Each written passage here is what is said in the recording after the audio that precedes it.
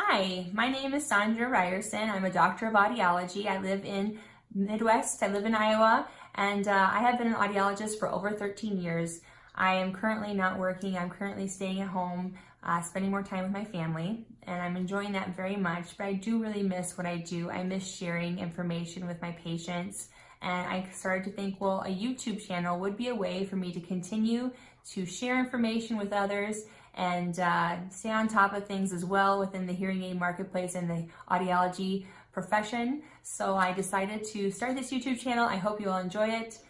With that, we'll go ahead and get started on our first topic.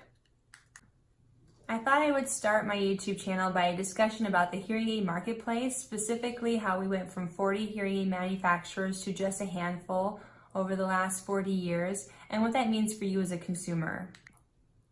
As I said, 40 years ago, there were over 40 hearing aid manufacturers. Now there are 6, soon to be 5 manufacturers. How did this happen?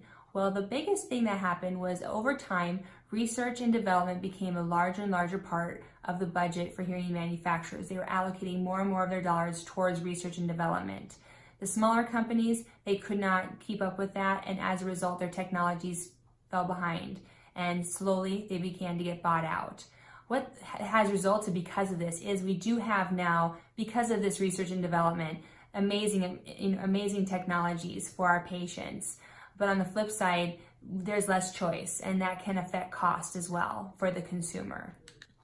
As these buyouts happened, some of the brands bought by the big 6 manufacturers were kept and are still used to this day as private labels. That is to say, the private label brand would be the same technology as the manufacturer's technology that owns them, but they were marketed as different and oftentimes more expensive. Before I get into this any further, it's important for me to mention that when you purchase hearing aids, you're not just purchasing technology, but you're purchasing an agreement, or you're entering into an agreement with the professional that you're working with, and that is extremely important. However, I feel it's also important to know the marketplace and understand what these different labels mean when you go to purchase hearing aids so that you're an informed consumer. And none of this information is secretive. You can do a Google search to find out all the information I am telling you today. None of these things I'm telling you are trade secrets or anything like that. So knowing this information, I'll give you an example. Bell-Tone is a well-known brand of hearing aids and hearing aid retail stores. It's marketed as its own separate technology from all the others. However, Bell-Tone is owned by GN Nordic Group, which also owns Resound or GN Resound. Therefore, the technology in a Resound hearing aid is the same technology as is in a Bell-Tone hearing aid, but they're marketed as different. And I can tell you the only thing different is the provider that you're working with, depending on where you buy that hearing aid, not the technology. Let me give you another example. Starkey is the largest hearing aid manufacturer in the United States, and they also own New Ear, Au.D, and Microtech. Although they own all these separate labels, the technologies they sell within these labels are all the same as Starkey technologies. That's right. New Ear or Au.D technologies are exactly the same as Starkey technologies. They are given different names to avoid comparison shopping. In other words, a New Ear premium technology is the same as a Starkey premium technology, but they're marketed as something different. Why would a manufacturer do this? Why would they have different labels but all the same technology within those labels? Well, they do it to help with market share. They also, with the private labels, they can lock the software so that only their retail stores can program and work with those hearing aids.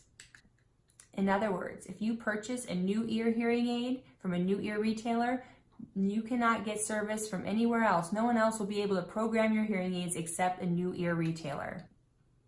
So this is a very important thing to consider. Think of the implications of this. I mean, if you love where you're going now and you trust your provider, excellent, that's great.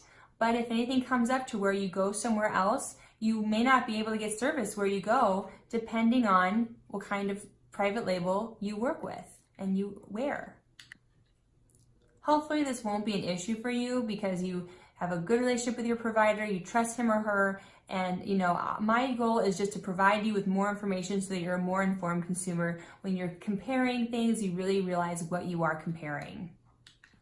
I've created a list of the big 6 manufacturers and the labels that they own. Now keep in mind, this is not an exhaustive list. I'm sure there's some on there that have been bought long time ago, but there are others I've probably not included that were purchased so many years ago I couldn't even find them on a Google search. As well as the fact that this is really really relating to the hearing aid market in the United States. But this gives you some idea of who owns what, and therefore easy to compare when looking at advertisements. So please, as a consumer, make sure you're making an educated decision. Ask your provider, can someone else program this besides you? Can I go anywhere to get service, or am I limited to just certain retailers? There's nothing wrong with buying private label hearing aids as long as you're fully aware of what you're purchasing and what you're entering into.